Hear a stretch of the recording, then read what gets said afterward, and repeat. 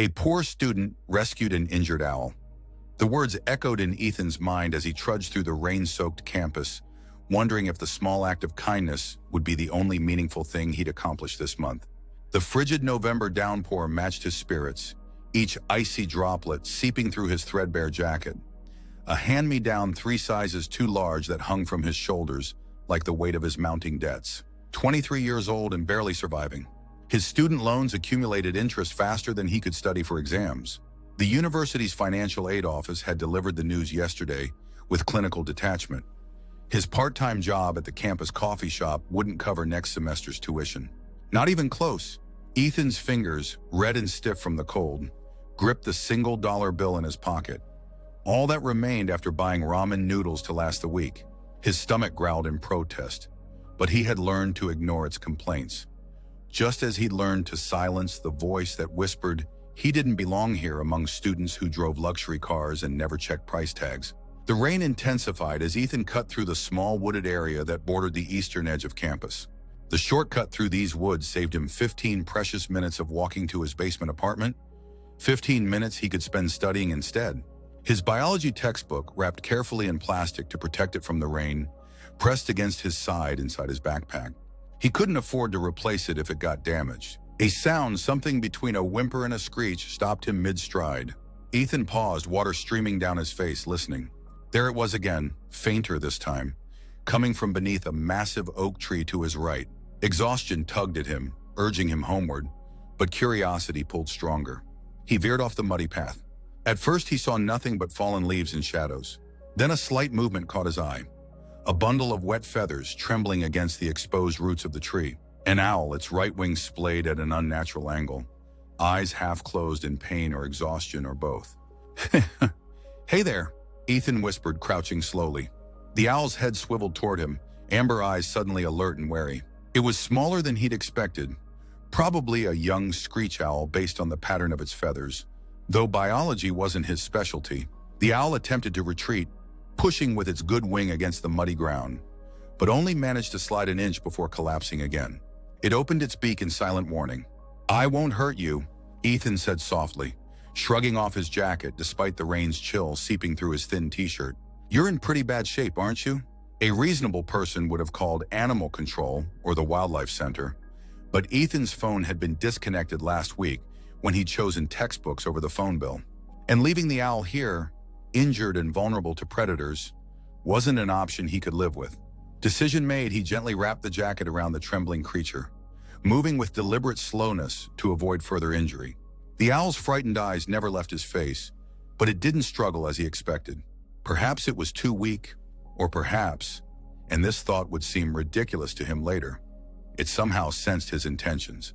"I've got you," he murmured, cradling the bundle against his chest. The owl weighed almost nothing, just a whisper of bones and feathers. "Let's get you somewhere warm." His thin t-shirt plastered against his skin, rain running down his spine in cold rivulets as he walked faster now, the shivering bundle held close. For the first time in months, Ethan's thoughts weren't consumed by his own problems. The unpaid bills, the academic pressure, the gnawing loneliness of being the scholarship kid no one invited to parties. Instead, his mind raced with what an injured owl might need. Food? Water?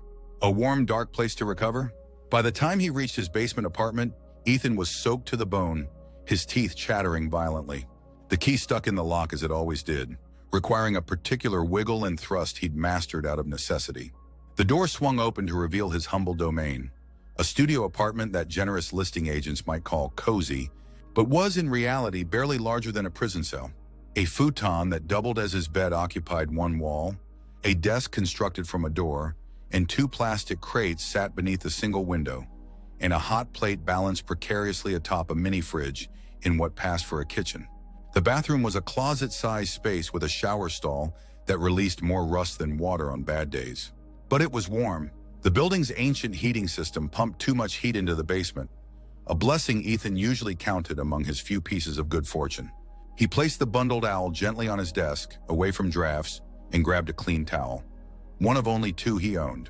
Carefully unwrapping his jacket, he found the owl still alert, watching him with those unnervingly intelligent eyes. "Let me help you," he said, using the towel to create a soft nest. I don't know much about owl first aid, but I know you need to stay warm and quiet. As if understanding, the owl settled into the makeshift nest, its injured wing still splayed awkwardly. Ethan studied the wing, noting the unnatural angle but seeing no blood or protruding bone. A sprain or dislocation, perhaps. His laptop, ancient and temperamental but functional, sat on the desk, and he opened it, connecting to his neighbor's Wi-Fi. Password 123. A security choice Ethan found both fortunate and concerning. The search results for how to care for injured owl were overwhelming but clear on one point. This was beyond amateur capabilities. Wildlife rehabilitation experts were needed. The nearest center was 20 miles away. Might as well be 1,000 without a car or functioning phone. Looks like you're stuck with me until morning, Ethan told the owl, which had settled deeper into the towel nest, its eyes now half closed. I'll figure something out then. His stomach growled again, a sharp reminder of his own needs. The package of ramen waited on his tiny counter space, but something about the owl's vulnerable state made his hunger seem insignificant. Instead, he searched again. What do small owls eat? Mice, apparently, or small bits of raw meat. Ethan glanced at his nearly empty fridge. Neither option available. But he did have a can of tuna, saved for when the ramen monotony became unbearable. Will tuna work? He asked the owl, which offered no opinion but tracked his movements as he opened the can. He separated a small piece, placing it on a bottle cap near the owl's nest. The bird eyed the offering suspiciously. It's not mouse, but it's protein, Ethan said. Try it. I paid 89 cents for that can. While the owl contemplated the tuna, Ethan changed out of his wet clothes, hanging them over the shower rod to dry. His dinner was simple, half the ramen package, saving the rest for tomorrow. The broth warmed him from the inside, though he couldn't help but notice how the owl still hadn't touched its meal. As darkness fell outside his tiny basement window, Ethan sat at his desk, textbook open, attempting to study. But his attention kept drifting to his unexpected roommate. The owl's breathing had steadied, its eyes now fully closed in what Ethan hoped was restful sleep rather than a concerning symptom. You know, he said softly, not wanting to disturb the bird. I've never had a pet, not even as a kid. He turned a page in his textbook, the words blurring together as fatigue settled over him. Mom always said we couldn't afford the food or vet bills. She was right, of course. The owl's eyes opened briefly at the sound of his voice, then closed again. You're not a pet, though, are you? You're wild. Free. Ethan laughed softly at himself. Listen to me talking to an owl like it understands. Maybe I really am losing it. Yet the one-sided conversation eased something in him, a loneliness he rarely acknowledged. His phone disconnected, friends too busy with their own lives, professors who saw him as just another face in crowded lecture halls. When had he last had a real conversation that wasn't about coffee orders or assignment deadlines? Hope your wing feels better in the morning, he said, finally closing his book and stretching out on the futon. I'll figure out how to get you to the wildlife center somehow. Sleep claimed him quickly, the day's stress and physical exertion pulling him under. His dreams were vivid, filled with feathers in flight, soaring above his problems, seeing the world from impossible heights. And through it all, a sense of being watched, evaluated, understood. Ethan woke to sunlight filtering through his basement window and the distinct sensation of being observed. The owl was awake, its amber eyes fixed on him with an intensity that seemed almost human. More surprisingly, the tuna was gone from the bottle cap. Morning, he said, voice rough with sleep. Feeling any better? As if in response, the owl shifted, adjusting its position in the towel nest. Its injured wing still looked wrong, but the bird seemed more alert, more present than it had the night before. Ethan sat up, rubbing his eyes. Tuesday. He had class at 11, work at 2, and somehow needed to get this owl to professional help before either of those obligations. His gaze fell on his desk calendar, where a red circle marked tomorrow's date. Final tuition payment deadline. The knot in his stomach returned, accompanied by a tightness in his chest that had become his constant companion. One more semester, maybe 2 if he could pick up extra shifts, and then what? More debt? A degree that might not guarantee employment in this economy? A soft hoot drew his attention back to the owl, which had managed to stand, balancing awkwardly on its feet while keeping the injured wing partially extended. Hey, careful there, Ethan said, approaching slowly. You're not ready for acrobatics just yet. The owl didn't retreat as he came closer, those amber eyes still watching him with uncanny focus. Something about that gaze made the knot in Ethan's chest loosen slightly. He'd done something good, something that mattered, even if it was just saving one small creature. A knock at his door, unexpected and jarring, broke the moment. Ethan froze. The landlord? But rent wasn't due for another week, and he'd managed to scrape together most of it already. No one else ever visited. Another knock, more insistent. "Coming," he called, glancing at the owl. Would the visitor report the wild animal in his apartment? Probably illegal to keep a protected species, even temporarily. He quickly draped a shirt over the towel nest, whispering, "Stay quiet, please." When he opened the door, the last person he expected to see was Dr. Thornfield, his environmental ethics professor, a stern, silver-haired woman whose penetrating gaze had sent more than one unprepared student fleeing from her classroom. "Mr. Sullivan," she said, her British accent making his name sound unusually formal. "You weren't in class yesterday." Ethan swallowed hard. He hadn't missed a class all semester, couldn't afford to with his scholarship requirements. "I'm sorry, Professor. I wasn't feeling well." The lie tasted bitter. In truth, he'd been working an extra shift to cover a coworker's absence. "Doctor," Thornfield studied him, her expression unreadable. "May I come in? I have something to discuss with you." Panic fluttered in his chest as he glanced back at the partially hidden owl. "Now isn't really a good time, but Dr. Rothschild Biren are turning on perm." Thornfield had already stepped past him into the tiny apartment, her tall figure making the space seem even smaller. Her gaze swept the room, taking in the sparse furnishings, the textbooks stacked neatly on the floor, the package of ramen on the counter, and then stopping at his desk, where a slight movement had disturbed the shirt covering the owl. "Mr. Sullivan," she said slowly, "what exactly are you hiding under that shirt?" Resignation washed over him. "No point lying now. An injured owl. I found it in the woods yesterday. I was going to take it to the wildlife center today." To his surprise, instead of anger or disapproval, Dr. Thornfield's expression softened with interest. She approached the desk and gently lifted the shirt. The owl stared up at her, then at Ethan as if assessing this new human.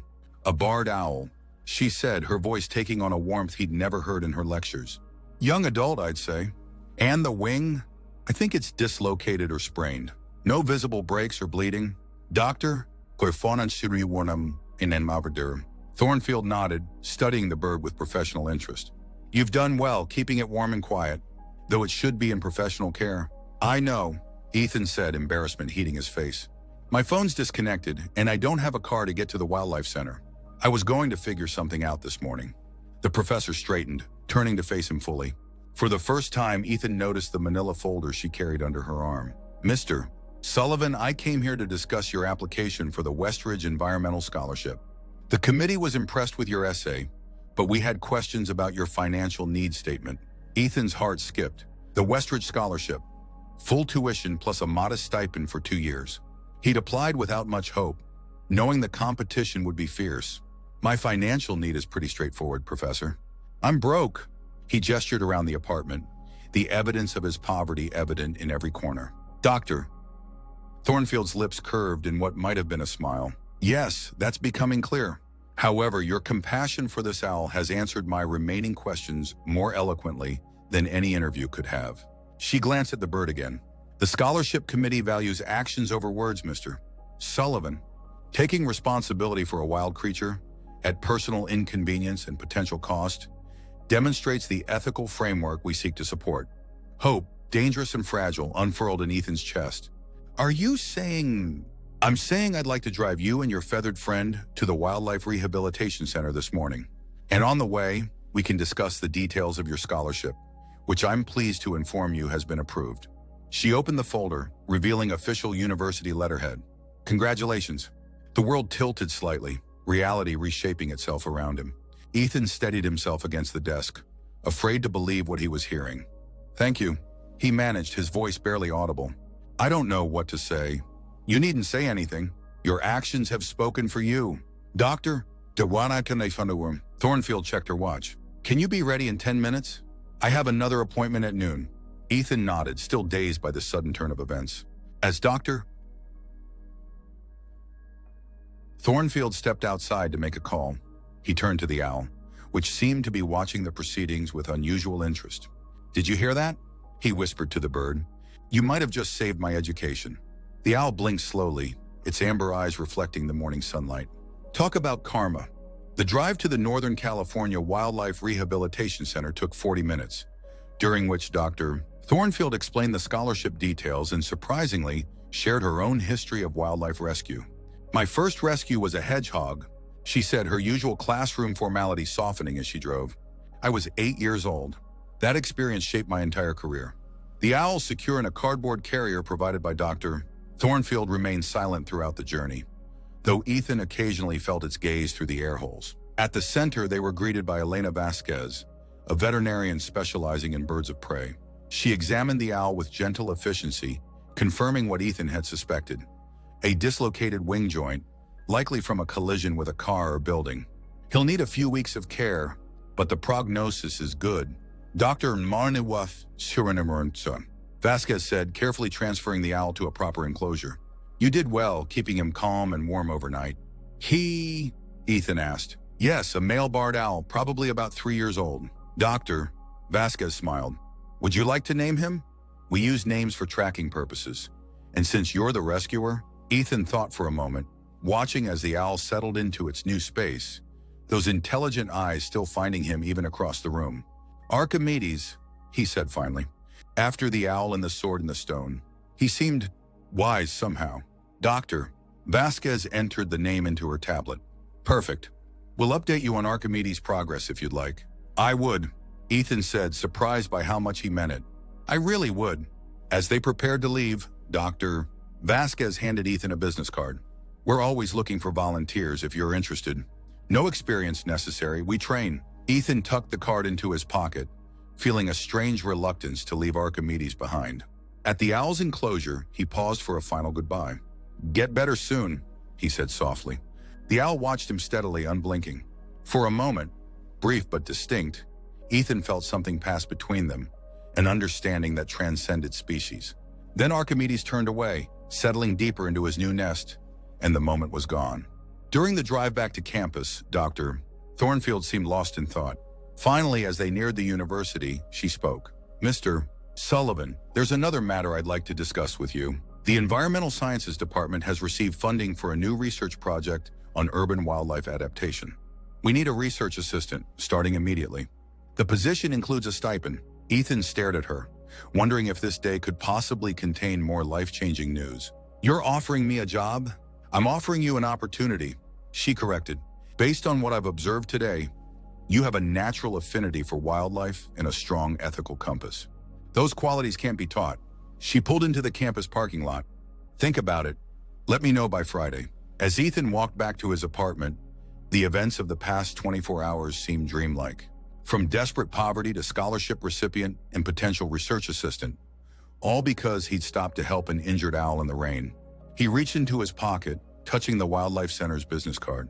Something about Archimedes had awakened a feeling in him, a connection to a world beyond textbooks and financial stress. For the first time in years, paths seemed to be opening before him rather than closing. That night, Ethan slept more soundly than he had in months, his dreams once again filled with feathers and flight, but now with a sense of purpose guiding his aerial journey. And somewhere in the darkness, amber eyes watched over him. The days blurred into weeks and weeks into months. Winter gave way to spring, bringing with it a transformation in Ethan's life that sometimes left him breathless. The Westridge Scholarship eased his financial burden, while the research assistant position with Dr. Thornfield provided both income and invaluable experience. Every Saturday, he volunteered at the Wildlife Rehabilitation Center, learning the intricacies of animal care from Dr. Vasquez and her team. And through it all, there was Archimedes. The owl's recovery was slower than expected. The wing healed well, but he showed little interest in flying practice, preferring to watch the rehabilitation center's activities from his perch with those unnerving amber eyes. "It's unusual," Dr. Vasquez admitted one Saturday in April, as she and Ethan observed Archimedes ignoring the flight conditioning exercises. "Physically, he's ready for release, but behaviorally, it's like he's waiting for something." Ethan approached the enclosure, and as always, Archimedes shifted to face him fully. "What are you waiting for, wise guy?" he asked softly. The owl tilted his head, feathers ruffling slightly. Over the months, Ethan had developed what he could only describe as a relationship with the barred owl. Others at the center noticed it too, how Archimedes grew alert when Ethan arrived, How he would take food from Ethan's hand when he refused all others. How his progress in rehabilitation seemed tied to Ethan's visits. "He's imprinted on you," one of the other volunteers suggested. But Dr. Vasquez shook her head. "Not imprinting. He was an adult when found. This is something else." She watched as Ethan carefully checked Archimedes' wing, the owl docile under his touch. A connection, perhaps. That connection deepened when Dr. Thornfield's research project took an unexpected turn. The university had partnered with a tech company developing wildlife tracking systems, and Archimedes was selected as a test subject before his eventual release. The tracker is minimal weight, solar-powered, and will provide invaluable data on post-rehabilitation adaptation. Dr. Geflatennerwein, Serminoine, Thornfield explained, but someone needs to oversee his transition back to the wild, follow his movements, document his behavior, ensure the tracker doesn't impede his natural activities. Ethan knew what was coming even before she continued. "I'd like you to lead that aspect of the research, Mr. Sullivan. It would mean spending significant time in the field, camping near his release site for the first few weeks. Your other coursework would be adjusted accordingly. Field research, tracking Archimedes, living in the woods, observing the owls return to nature. It was perfect and terrifying. I've never done field research," Ethan admitted. Dr. Thornfield's expression softened. "Something that happened more frequently these days. None of us have until we do. You know this owl better than anyone. If he's going to readjust successfully, having you nearby might make all the difference." And so, as May bloomed across the hills of Northern California, Ethan found himself camping in a small clearing near White Oak Ridge, equipped with tracking equipment, observation journals, and a tent borrowed from the university's field research stores. Archimedes had been released at dusk 3 days earlier, the tiny tracker secured to his leg, his flight strong and purposeful as he disappeared into the gathering darkness. For the first 2 nights, the owl stayed close, visible occasionally in the branches above Ethan's campsite. By the 3rd night, he had begun to range farther, hunting in the valleys beyond the ridge, though the tracker showed he always returned to the woods near Ethan's tent before dawn. On the 5th night, something changed. Ethan sat beside his small campfire, recording the day's observations in his journal. The tracker showed Archimedes hunting nearly 2 miles away, the furthest he'd ventured yet, a good sign for his return to independence. The night was unusually quiet, not even the wind disturbing the ancient oaks surrounding his clearing. Then a soft rustle of leaves. Ethan looked up, expecting to see a deer or perhaps a raccoon investigating his campsite. Instead, an old man stood at the edge of the clearing. Ethan started, nearly dropping his journal into the fire. The stranger was tall and lean, with a shock of white hair and deeply lined face that spoke of decades in the sun. He wore simple clothes, khaki pants, a flannel shirt, hiking boots worn smooth with use. But it was his eyes that captured Ethan's attention. Amber, alert, with an intensity that seemed strangely familiar. "Sorry to startle you," the man said, his voice gravelly but gentle. "Saw your fire from the trail. Don't get many campers in this area." Ethan relaxed slightly, though something about the man kept him on edge. Not fear exactly, but a sense of significance he couldn't explain.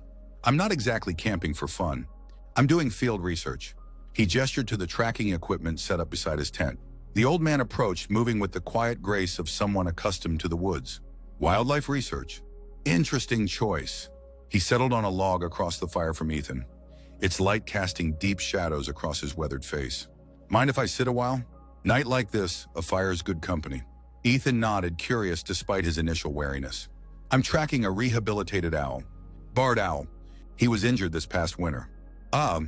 The old man said, a smile crinkling the corners of his eyes. "And you're making sure he finds his way back to being wild." "Something like that," Ethan agreed, surprised by the stranger's understanding. "I'm Ethan, by the way." "Oliver," the man replied. "Been walking these woods for more years than you've been alive, I expect." They fell into easy conversation, the kind that seems to flow naturally in the presence of fire and darkness. Oliver asked thoughtful questions about Ethan's research, about Archimedes' recovery, about the tracking technology, questions that revealed a deeper knowledge of wildlife and forest ecosystems than Ethan had expected from a hiker. "You know a lot about owls," Ethan observed after Oliver had corrected his assumption about barred owl migration patterns. Oliver shrugged, poking at the fire with a stick. "You spend enough time in the woods, you learn to pay attention. Birds of prey, they're the watchers of the forest. Pay attention to them, you learn about everything else too.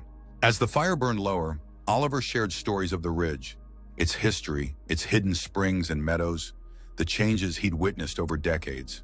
He spoke with a naturalist's precision and a poet's reverence, making Ethan see the forest around them with new eyes. "You should write this stuff down," Ethan said, genuinely impressed. "It's valuable knowledge." Oliver laughed softly. "Maybe someday. For now, I'm content to share it with those who need it." He glanced at Ethan's tracking equipment, which had begun beeping softly. "Sounds like your friend is returning."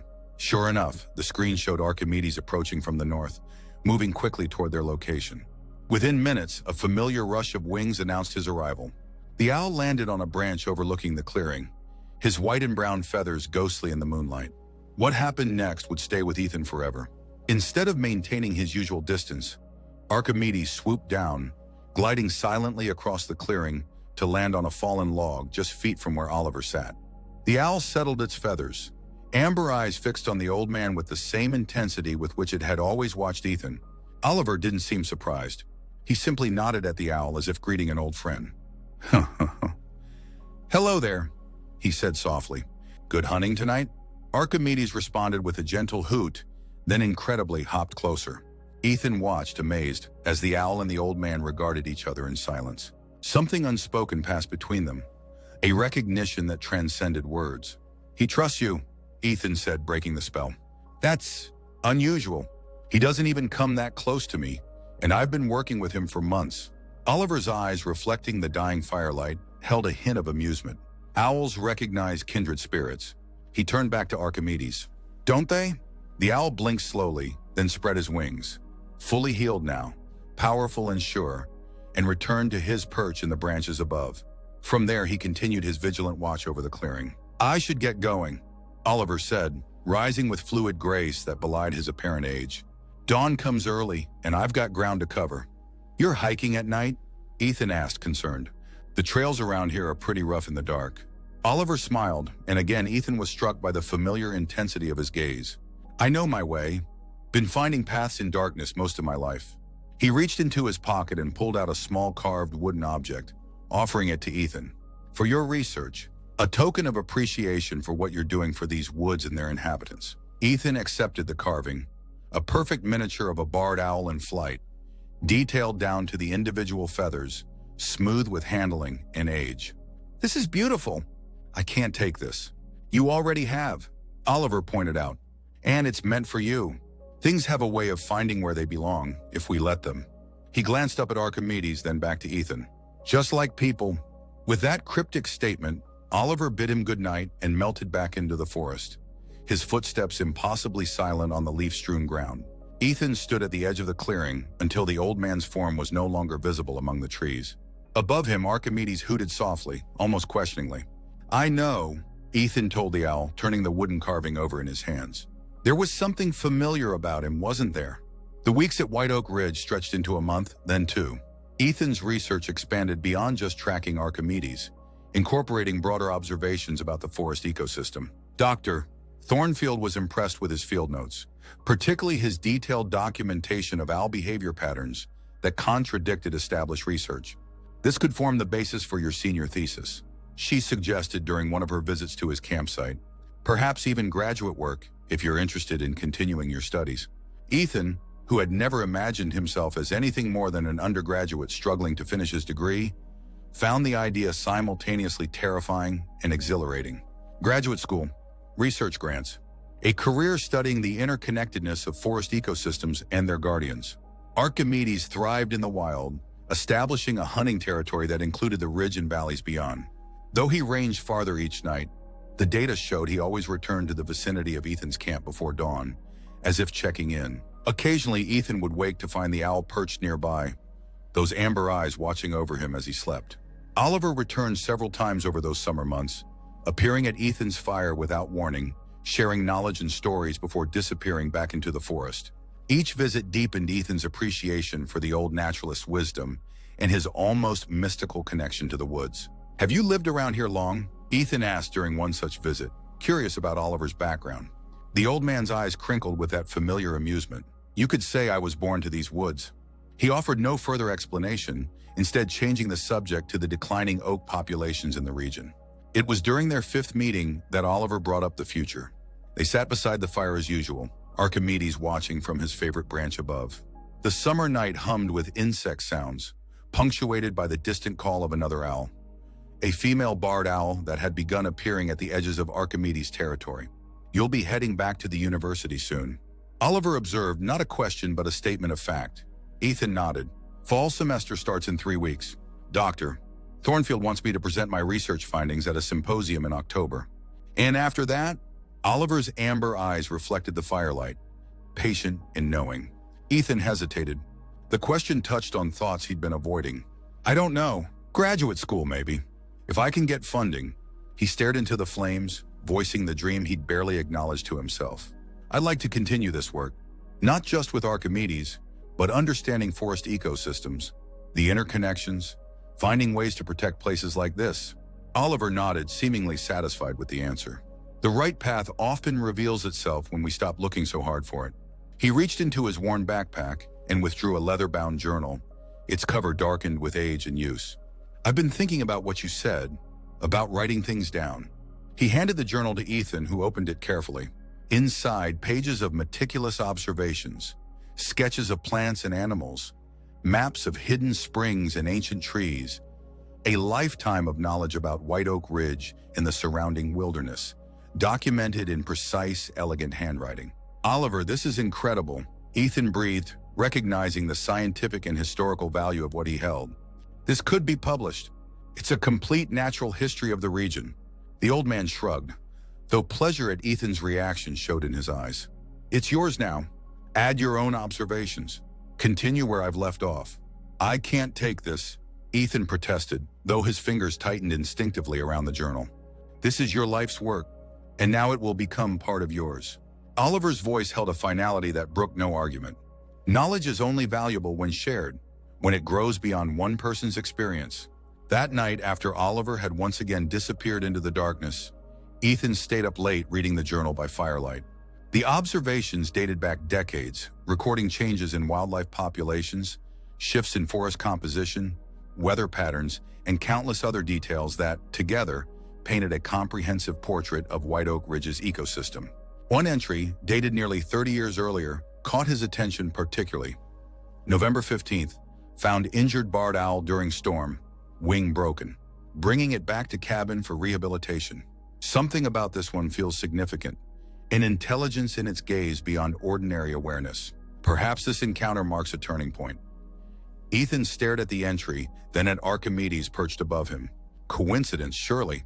Yet as he continued reading, Oliver's descriptions of the owl he had rescued decades ago resonated eerily with Ethan's experience with Archimedes. The unusual connection, the owl's apparent understanding, its reluctance to leave after healing. More unsettling were the parallels between Oliver's life path after that rescue and the direction Ethan's own life had taken since finding Archimedes. According to the journal, Oliver had been a struggling graduate student when he found the injured owl. The experience had led him to change his research focus, eventually resulting in groundbreaking work on forest ecosystem preservation. The final pages of the journal contain something unexpected: financial records and legal documents, showing Oliver's establishment of a research foundation dedicated to White Oak Ridge preservation, along with impressive investment growth over the decades. A small handwritten note was paperclipped to these pages. "For the next guardian, when the time comes. The ridge provides for those who protect it." Ethan closed the journal, mind racing. Was it possible that Oliver was suggesting? But that was absurd. They'd only met a handful of times.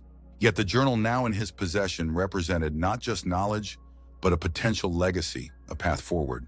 Above him, Archimedes hooted softly, drawing Ethan's gaze upward. The owl's amber eyes, so like Oliver's, held that same unsettling intelligence, that same sense of evaluating and understanding. "What do you know that I don't?" Ethan asked the owl. Archimedes simply blinked slowly, keeping his secrets.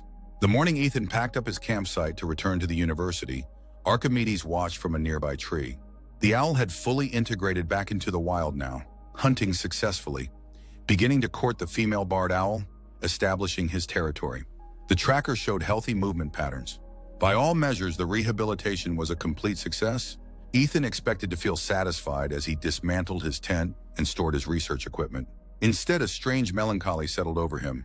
These months in the woods had changed him in ways he was only beginning to understand. As he shouldered his backpack for the hike out, movement caught his eye. Oliver stood at the edge of the clearing, watching silently. "I was hoping you'd come to say goodbye," Ethan said, approaching the old man. "I wanted to thank you for the journal. It's incredible. I still don't feel right taking it." Oliver's weathered face creased in a smile. "It's where it belongs." He gestured around them at the towering oaks, the sunlight filtering through leaves. "As are you."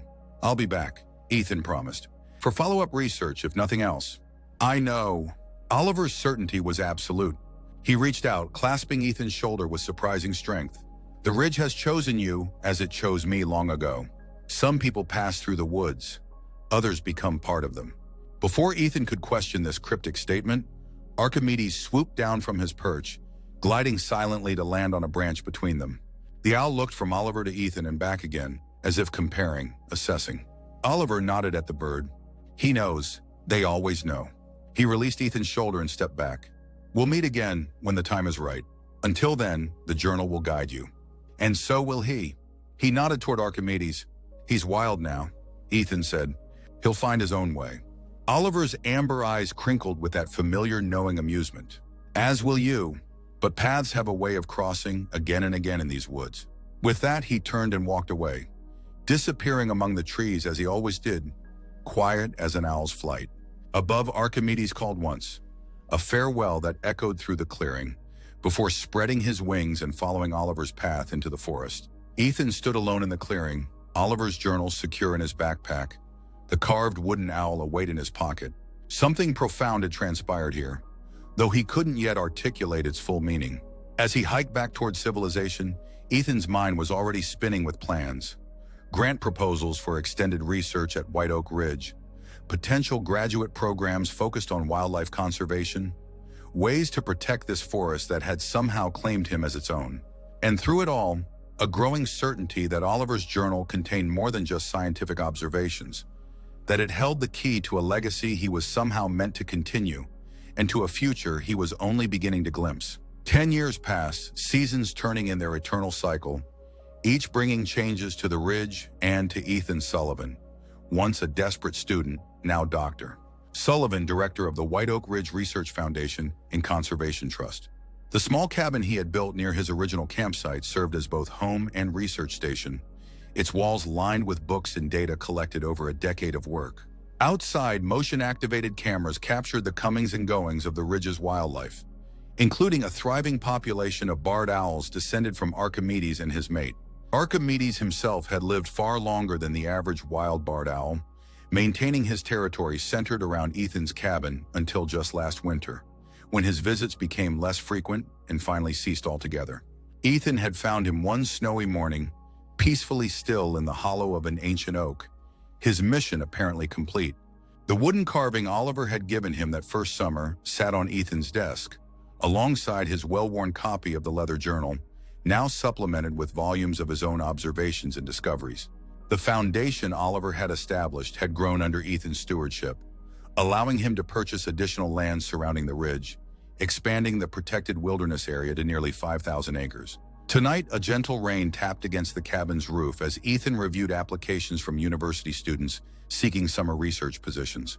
The program he'd established brought 3 promising young scientists to the ridge each year, continuing the cycle of knowledge and preservation. A knock at the door, unexpected in this weather, miles from the nearest road, drew him from his work.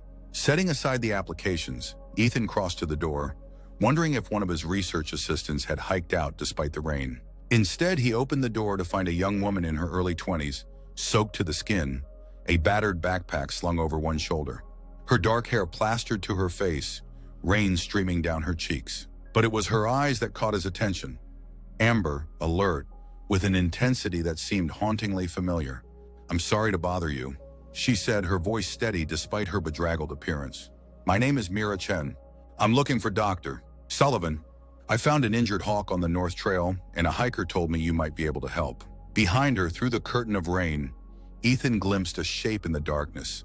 A barred owl perched on a nearby branch, watching with those same amber eyes that had followed him for a decade.